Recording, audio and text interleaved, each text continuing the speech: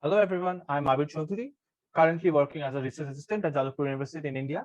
Today, I would like to present our paper titled Brain Connectivity Analysis to Differentiate Phasmophobic and Non-Phasmophobic, an easy study on behalf of the co-authors of the paper.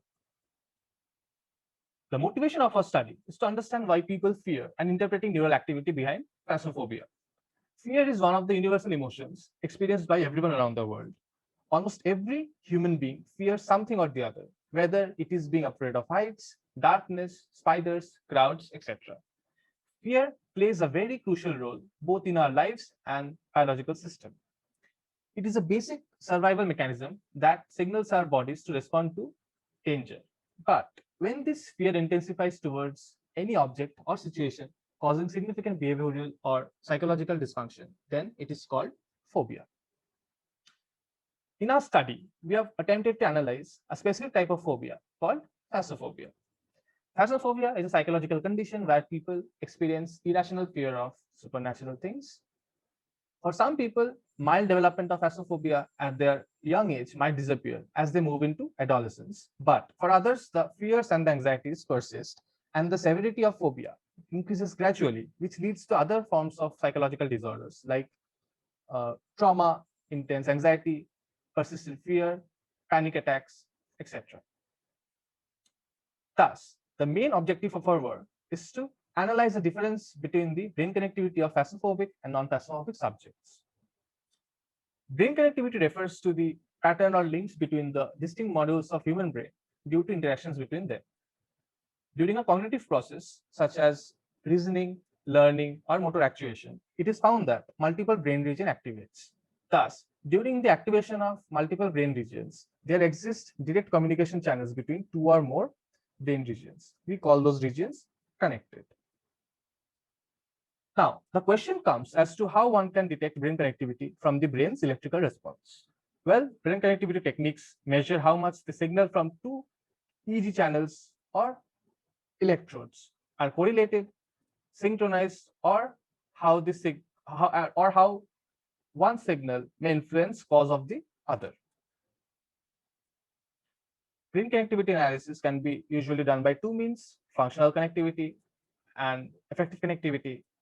First, functional connectivity refers to the statistical dependence in the neural activity, and effective connectivity refers to the influence that one brain area exerts over another.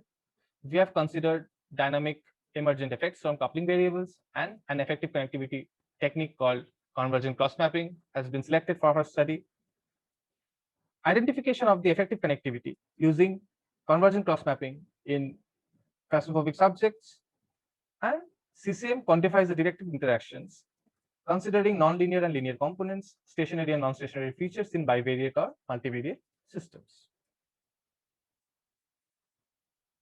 The CCM algorithm is basically based on Kaken's theorem, which is one of the very well-known time delay embedding theorems in dynamical systems theory. It states that an attractor manifold can be reconstructed from a set of observation variables of a dynamical system. According to Kaken's theorem, for example, the time points on the shadow manifold mx, which can be obtained from the observation variable x, have one-to-one correspondence to that of the original manifold m. For the accurate reconstruction of the shadow manifolds, however, we need to first estimate two parameters, namely tau and d. The values of tau and d are estimated following simplest projection. That is, the optimal values of tau and d are the ones that correspond to the values that best unfold the reconstructed attractor and give the highest forecasting. Simplest projection is basically a nearest neighbor forecasting algorithm that involves tracking the forward evolution of nearby points in an embedding. Thus, similar past events are used to forecast the future, with the important caveat that the dimensionality of the embedding determines what past events are similar or nearby to the predictive. Now, the convergent cross-mapping algorithm for estimating y hat t from mx can be summarized in the following steps. First, let us consider two time series variables, xt and yt of library length L. Then we reconstruct an d-dimensional shadow manifold mx with time delay steps tau, where xt on the shadow manifolds mx are defined as something like this. Then we find the d plus 1 nearest neighbors at each index in mx. Then we create a weight matrix by use of nearest neighbors approach, using some equations like this. Finally, we estimate y hat t from mx by use of these weights. And lastly, we calculate the correlation coefficient rho between the predicted y and the original time series y.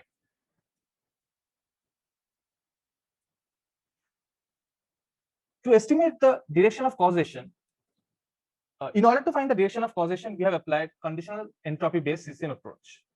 To estimate the direction of causation using conditional entropy, first we calculate the Euclidean distance Rx and Ry respectively between mx and mx hat and my and my hat. Then we compare the probability distribution of Rx and Ry.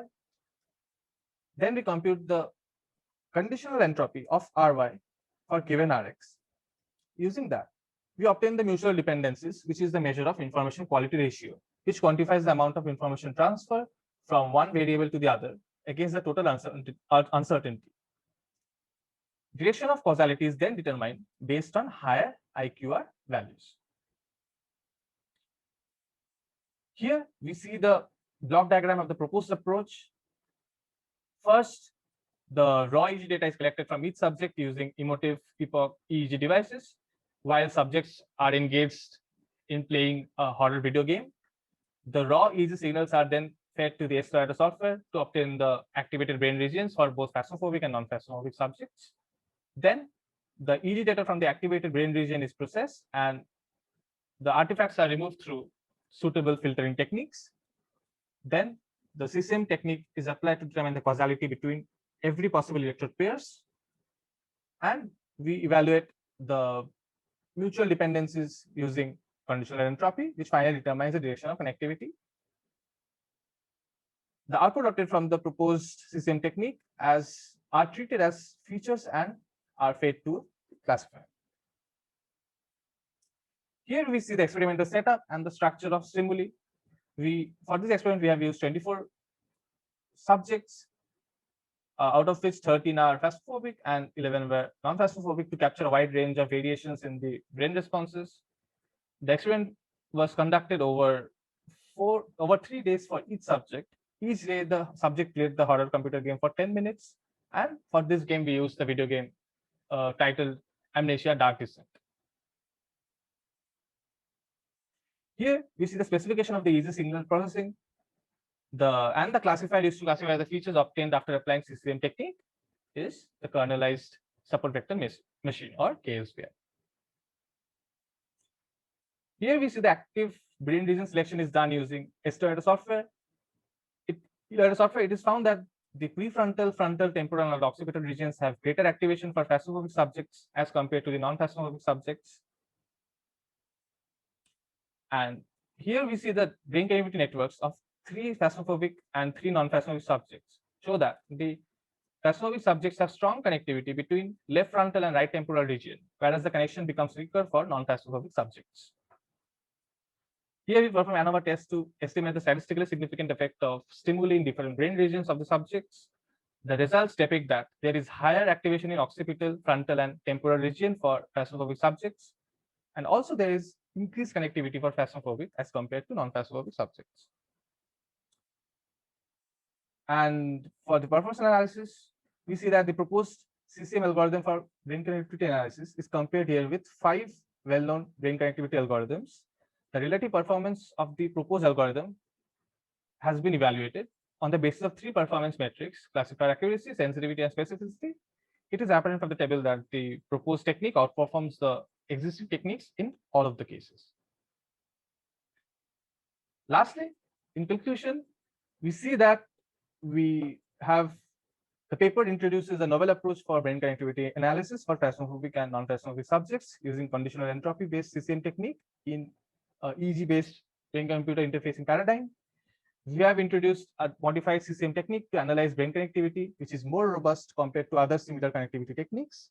And this technique may be useful for early detection of phasmophobia among human subjects.